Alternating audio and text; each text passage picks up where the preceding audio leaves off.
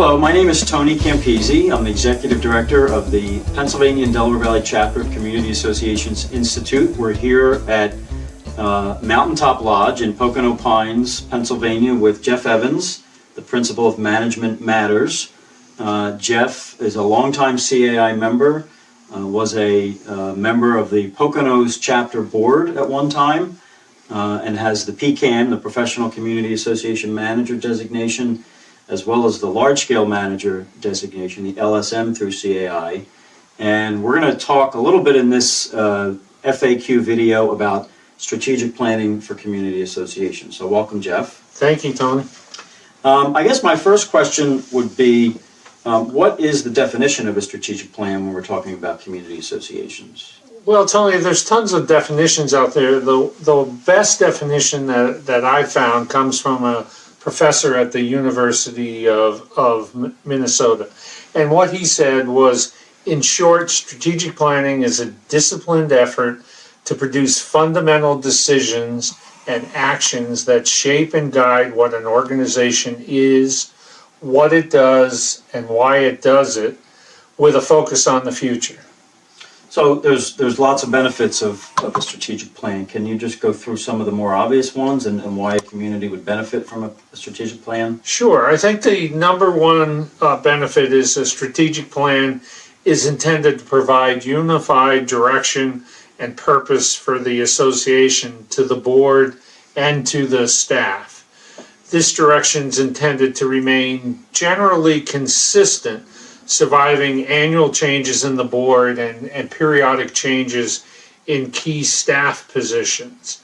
So the consistency provided by an effective strategic plan will supersede and override most personal agendas within the board or the staff. So many communities find that they can use a strategic plan to overcome personal agendas, hidden agendas, and other challenges that you'll find in an association trying to move forward. Okay.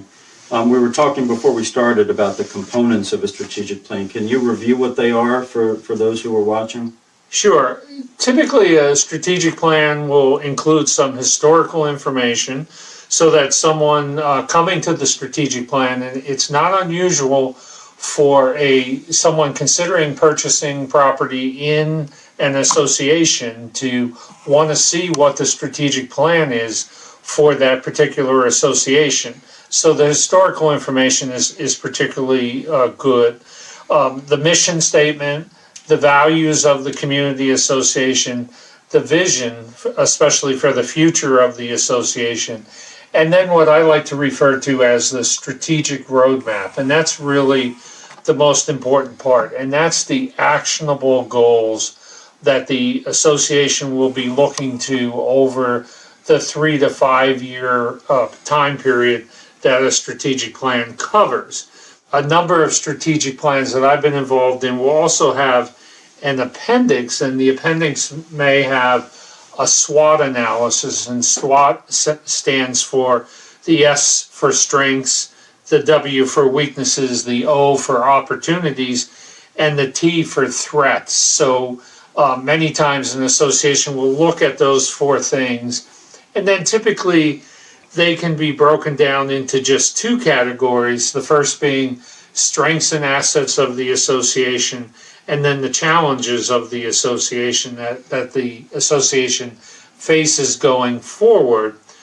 A lot of times, depending on the size of the community association and the complexity, the strategic plan will also include a long-range facilities master plan. Some people think that a long-range facilities master plan is the strategic plan, but a strategic plan includes a lot more than that, with the long-range facilities master plan often being a key component. So we're recording this video from the Pocono Mountains area, where we have a lot of members, a lot of community associations that are very large, like the one you manage, Lake Naomi, 2,000, 3,000, 4,000 homes. They have very complicated amenities, including some have lakes and dams and docks, clubhouses. And we've done programs up here on strategic planning. You've taught some of them in the past. it sounds like this is something that large communities engage in regularly. Is this something that every community, regardless of size, would benefit from? Every community should have a strategic plan, and it obviously the complexity of the plan may depend on the size of the association. But every association, oftentimes a smaller association, because of not having a lot of staff, may need a strategic plan even more so than a larger community.